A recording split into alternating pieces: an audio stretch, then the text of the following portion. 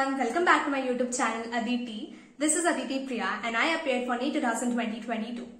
This video is going to be all about mistake notebook. So basically मैं इस video में ये बताऊंगी कि mistake notebook एक्चुअली में होती क्या है, उसकी इंपॉर्टेंस क्या है एंड उसमें हमें अलग अलग नोटबुक बनानी चाहिए for each subject when actually is the right time कि हम अपनी मिस्टेक नोटबुक बनाना स्टार्ट कर दें. So let's start with the video. So basically the first question, what is a mistake notebook? Mistake notebook basically वही होता है when you appear for a test. जब भी तुम कोई भी टेस्ट दे रहे होते हो तो उसमें जितनी भी मिस्टेक हुई होती है, इधर it is of physics, chemistry और बायोलॉजी, तो तुम उन सारी मिस्टेक्स को अपने एक कलेक्टिव वे में एक नोटबुक में लिखते हो. ठीक है, मैंने क्या किया था कि मैंने सिर्फ एक ही नोटबुक बनाई थी फॉर ऑल द 3 सब्जेक्ट्स. ऐसे कुछ पार्टीशन वगैरह नहीं किया था, मैंने टेस्ट वाइज किया था कि टेस्ट नंबर 1, टेस्ट नंबर 2 में जितनी मिस्टेक्स हुई थी मेरी तीनों सब्जेक्ट को लेके उन सबको एक साथ लिखा था. तो बेसिकली यही होता है कि जितनी भी मिस्टेक्स हुई होती है तुम्हारे टेस्ट में तुम उसे एक साथ लिख लेते हो ताकि when you go for the next test तो तुम वो मिस्टेक जो तुम अपने फर्स्ट टेस्ट में कर चुके हो वो एटलीस्ट वो अपने नेक्स्ट टेस्ट में रिपीट ना करो. And basically the second question comes, how to make a mistake notebook. तो जैसे कि मैंने बताया, मैंने तीनों सब्जेक्ट के लिए एक ही मिस्टेक नोटबुक रखी थी और मैं टेस्ट वाइज लिखती थी कि एक टेस्ट में फिजिक्स, केमिस्ट्री, बायोलॉजी में मेरी जितनी भी मिस्टेक्स हुई है मैं उसको एक साथ लिख देती थी. तो बेसिकली हमें करना क्या होता है कि जैसे कि मैं बायो से स्टार्ट करती हूँ कि मैं बायो का टेस्ट दे रही हूँ और मैंने अटेम्प्ट तो कर लिए क्वेश्चंस, उसके बाद मेरे कुछ क्वेश्चंस गलत हो गए तो मैं उन्हें देखती हूँ और उनके चारों ऑप्शंस का लिखती हूँ कि ये 3 गलत क्यों है और ये सही क्यों है और मैंने ऐसा क्यों सोचा था. तो इन सबको मिला के मैं जो भी कंक्लूजन निकलता है उसे अपने मिस्टेक नोटबुक में लिखती थी. और ऐसा भी होता था कि बायो के लिए तो मैं क्वेश्चन भी लिखती थी और उसके आंसर्स भी लिखती थी.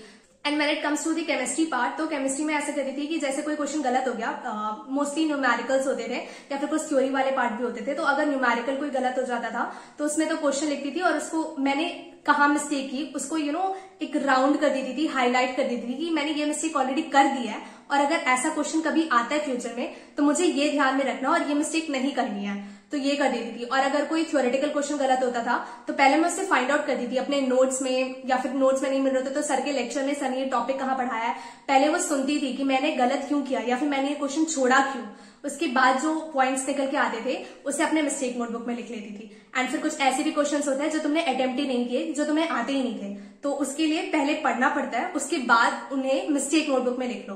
क्योंकि अब जब तुमने उसे लिख लिया, तुमने उसे पढ़ भी लिया, तो तुम्हें पता है कि तुमने ये नहीं पढ़ा था, यू मिस दिस, इससे तुम टेस्ट में नहीं कर पाए, तो उन सारे पॉइंट्स को भी एक साथ नोटबुक में लिख लो. तो वही है ना, जो क्वेश्चन तुमने छोड़ दिए थे, जो तुम्हें नहीं आते थे, पहले उनके कॉन्सेप्ट्स पढ़ने अच्छे से. और ऐसा नहीं कि तुमने बस लिख दिया उसके सोल्यूशन, ऐसा नहीं करना होता. पहले उसके कॉन्सेप्ट्स पढ़ो, क्या कॉन्सेप्ट्स उसके पीछे थे जो तुमने मिस आउट किया, एंड देन उसे मिस्टेक नोटबुक में लिख लो एंड देन वो तुम्हें याद रहता है. एंड ऑल्सो ऑर्गेनिक की बात करें तो ऑर्गेनिक में वो जो रिएक्शन वाले क्वेश्चन होते थे ना कि ये इस रिएक्शन से ये कौन से जाता है, तो मैं उनके जब मैं कर रही होती थी और मेरा कोई गलत हो जाता था पार्टिकुलर क्वेश्चन, तो वो बेसिकली ये होता है ना, रिएक्शन जो लिंक्ड रिएक्शन वाले क्वेश्चन होते हैं उसमें तुम्हारा एक कोई गलत हुआ तो तुम्हारा फाइनल प्रोडक्ट पूरा गलत ही आएगा. तो मैं उसको वापस लिखती थी, उसका नेम, रिएक्शन लिखती थी, उसके रिएजेंट लिखती थी, उन सबको एक साथ लिख देती थी कि अब ये मिस्टेक मुझसे दोबारा कभी ना. Now coming to the physics part, तो फिजिक्स में यही होता था कि ठीक है, अगर कोई थ्योरी वाले क्वेश्चंस हुए तो पहले थ्योरी पढ़ लो, देन उसे मिस्टेक नोटबुक में नोट डाउन कर लो. एंड अगर कोई न्यूमेरिकल गलत हुआ, मतलब मेनली जो मेरी मिस्टेक नोटबुक थी ना वो पूरी फिजिक्स से भरी पड़ी थी.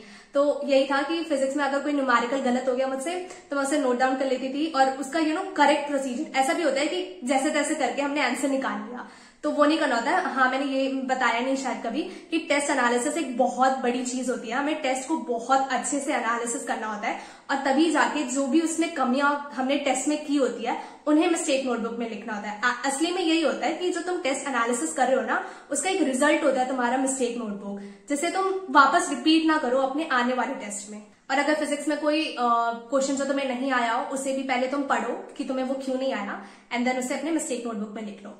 देन कम्स द पॉइंट कि हमें मिस्टेक नोटबुक एक बार हमने लिख दी तो बस उसको छोड़ देना है, नहीं, तुम्हें उसे हर 15 डेज में रिवाइज करना पड़ता है. बिकॉज मिस्टेक नोटबुक ही है तुम्हारा एंड प्रोडक्ट. तुमने सब कुछ पढ़ लिया, तुम्हें लगता है तुम्हें सब कुछ आता है, तो तुमने सारे क्वेश्चन प्रैक्टिस कर लिए, तुमने टेस्ट में दे दिया.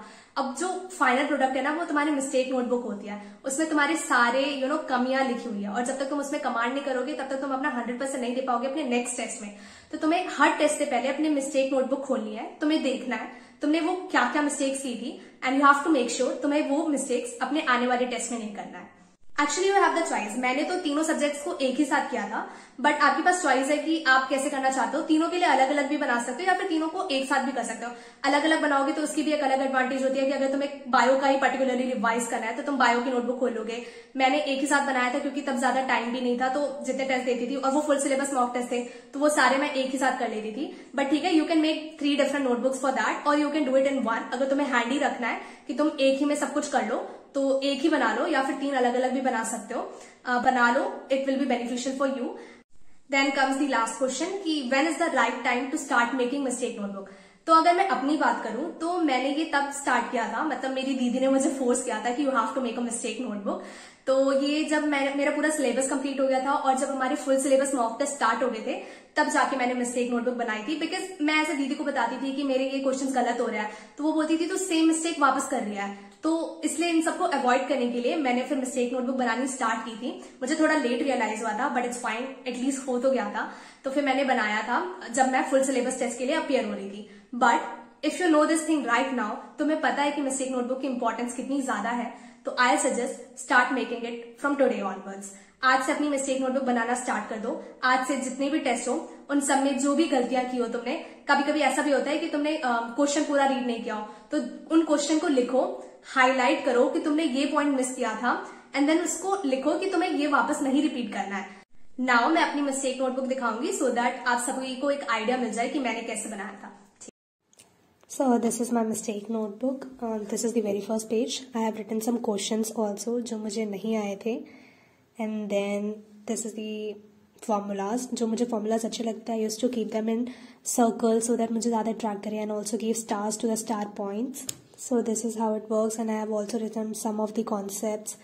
Then VBT का theories, and then here comes the bio part. जो मुझे bio में doubts थे questions में वो लिखे, एंड जहाँ जहाँ पे डायग्राम्स की रिक्वायरमेंट थी सच एज फिजिक्स, मैंने वहाँ पे डायग्राम से समझा, and this is the thing. Then मुझे लाइकेंस वगैरह एंड देन कोरोलॉइड रूट्स वगैरह में काफ़ी ज़्यादा कन्फ्यूजन होता था, तो मैंने सारे कन्फ्यूजन वाले पॉइंट्स एक साथ लिख दिए। Then bubbles, and as you can say in AIATS 1, तो मैंने ऐसे टेस्ट वाइज किया था। Then this is the chemistry part. मैंने केमिस्ट्री में P ब्लॉक है ये, यहाँ पे जितने भी मुझे कलर वाली चीज़ों में प्रॉब्लम होता था ना कि कौन सा रिएक्शन कौन सा कलर देते हैं, उन सबको एक साथ लिख दिया so that no further confusion. Then जितने भी ट्रेंड वाले क्वेश्चंस थे उन सबको एक साथ लिख दिया ताकि मुझे एक ही पेज में सब कुछ रिवाइज हो जाए। देन टाइम पीरियड के इतने सारे फॉर्मूलाज थे कि मुझे इतना कन्फ्यूजन होता था, तो मैंने सबको एक साथ ही लिख दिया। So this was my whole mistake notebook, and या this was the best thing I have done. So that's it for this video, and I know मैं थोड़ा सो जाती हूँ बीच में, but I promise अब से मैं regularly videos बनाऊंगी, and yeah, thank you, and if you like this video then please give us a thumbs up, and if you want more such videos then you can subscribe, and अगर आपको कोई भी doubt है then you can text me below or you can text me on my Instagram. मैं थोड़ा late reply करती हूँ because बहुत सारे messages होते हैं, but yeah, I do reply. So yeah, thank you.